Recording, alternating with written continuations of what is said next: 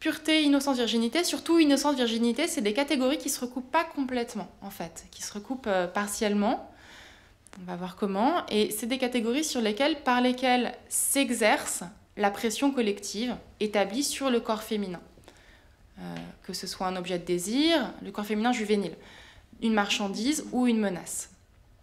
Je ne vais pas revenir sur la charge symbolique attachée à la virginité, mais je dirais qu'elle apparaît à peu près partout, je veux dire dans tous les types de cinéma. Chez beaucoup de cinéastes, dans ce qu'on peut appeler cinéma d'auteur, elle peut se traduire par une fixation sur la première fois et la virginité. Il y a une sorte de recherche obsessionnelle de la virginité, au moins cinématographique, des interprètes que beaucoup de cinéastes traquent avec la même avidité suspicieuse que l'Arnolf de l'école des femmes, essayant d'enfermer sa jeune pupille. Et on la trouve aussi dans la culture populaire. On la trouve bien sûr dans le slasher, le film d'horreur, par exemple dans Halloween est le meilleur exemple. Dans le slasher, on sait qu'elle joue un rôle dramatique essentiel, puisque, en tout cas dans la version canonique du slasher, puisque la jeune fille vierge, c'est la seule qui survit, et que les jeunes filles qui couchent meurent.